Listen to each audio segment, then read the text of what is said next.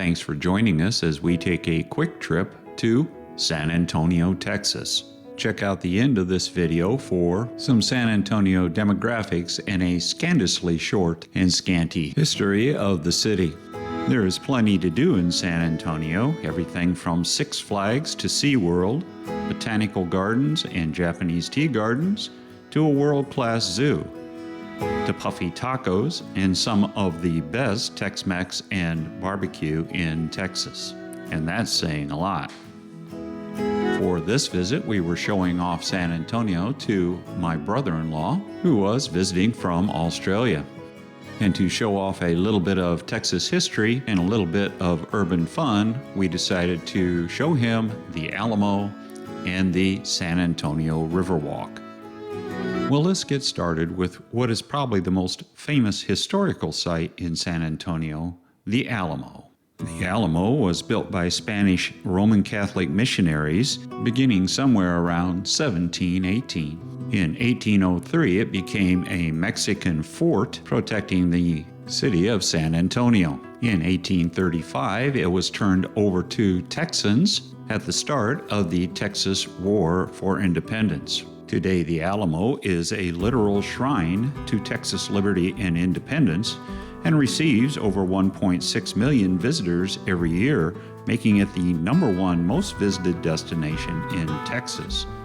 Designated a U.S. National Historic Landmark in 1960 and a UNESCO World Heritage Site in 2015, the Alamo hosts visitors from around the world. The Battle of the Alamo was a pivotal event in the Texas War for Independence. The Alamo fell to the Mexican Army after a 13-day siege of the former mission. The siege lasted from February 23rd to March 6, 1836. According to historical records and accounts, the 187 defenders of the Alamo held back the 6,000-strong Mexican army for 13 days before being overrun. Almost all of the defenders were killed in the attack or executed shortly after. The very few survivors were non-combatants released by the Mexican army or soldiers that were not present at the final battle. Those soldiers were couriers or scouts and were out trying to arrange for additional troops to join the fight at the Alamo. There is a small museum on the grounds, unfortunately closed on the day that we visited.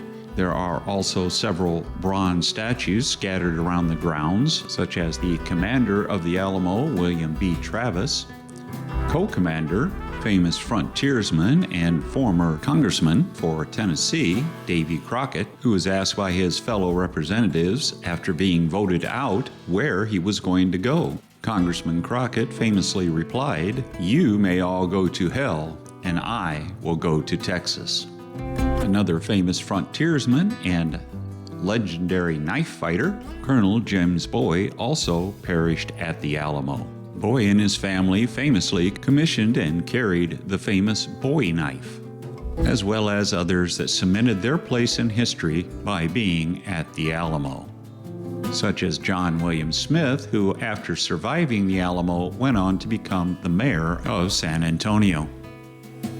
There is also a gift shop where you can get anything from a Davy Crockett's coonskin cap to a replica of Jim Bowie's fighting knife. After leaving the Alamo, we went to the San Antonio Riverwalk. The Riverwalk area is much more than just a pleasant stroll down the banks of the Rio San Antonio, and was actually conceived and implemented as part of a flood control project. The Riverwalk as it exists today was proposed in 1929 by Robert H. Hugman. However, it wasn't until 10 years later, in 1939, that the project was financed and actually started. And while sections of the Riverwalk were opened in 1941, work on the Riverwalk and the flood control aspects of the Riverwalk continued until 2011. With the flood-prone and fickle San Antonio River now controlled, the Riverwalk is one of Texas's most visited tourist hotspots.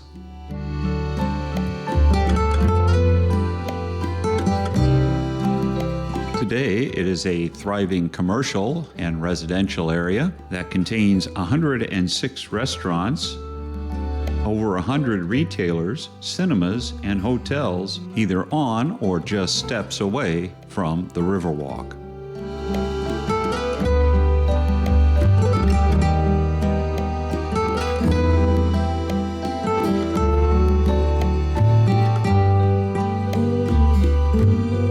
As you wander down the paths of the Riverwalk, you will come across occasional installations of art and other surprises, and bits and pieces of the original construction of the Riverwalk, like the Arneson River Theater and La Veta Community Center. The Arneson River Theater still sees occasionally use today, while the La Veta Community Center exists but is a short walk away and covers most of an entire city block.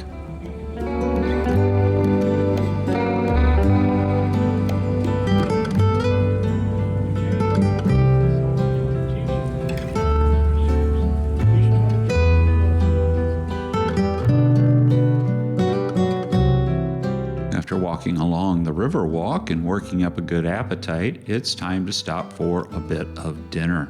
Today we chose the Iron Cactus out of all the various choices available, mostly because we noticed that they had prickly pear margaritas. These margaritas are made with the juice from the pear fruit of a cactus, and because this is a tourist area after all, will set you back about $16 a pop. The Iron Cactus will also whip up a bunch of fresh guacamole at your table for your dining enjoyment.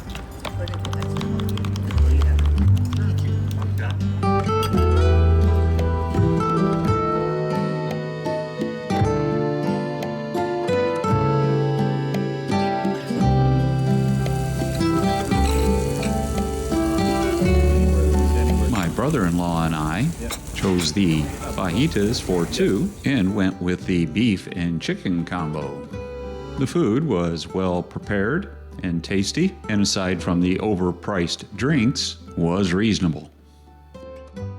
We came back later that evening to see what the Riverwalk was like at night, and found it bustling with locals and tourists. The Riverwalk at night is a different sort of animal, with mariachi bands roaming, music blaring from certain venues, and certainly a party atmosphere.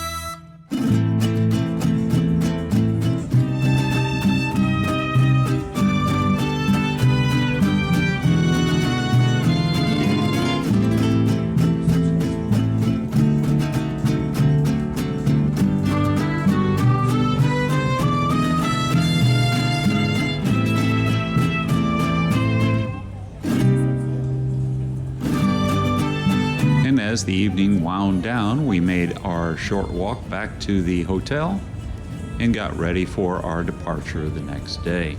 If you are ever traveling around Texas, a visit to San Antonio is highly recommended. Check out some of the many sites that list all of the different things to see and do in San Antonio, and you will find a plethora of things to entertain you and tempt your taste buds. And as we walk away from the Riverwalk, here are some demographics and a very sketchy history of San Antonio, Texas. The San Antonio metropolitan area is the third largest metro area in Texas and the 24th largest in the United States. With a population inside the city limits of 1.5 million, San Antonio is the seventh most populous city proper in the U.S. and the second most populated in the southern United States. It is also the second most populous city in Texas after Houston. San Antonio began humble as a Spanish mission and colonial outpost in 1718. It became the first chartered city in what is now considered Texas, long before Texas was even an idea in 1731, and was part of the Mexican Republic from 1821 to 1836. In 1836, it was surrendered to the newly formed Republic of Texas. San Antonio proudly retains its Hispanic heritage, and over 65% of the population is of Hispanic descent.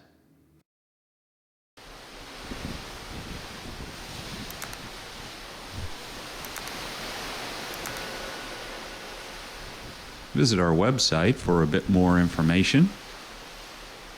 And stay tuned because we have a lot more coming up, including some cruises later this year and next, as well as a few more short videos and even some trips back into the archives. Thank you for watching. Please check out some of our other videos. And as always, safe and happy travels from T's Cruise and Travel Muse.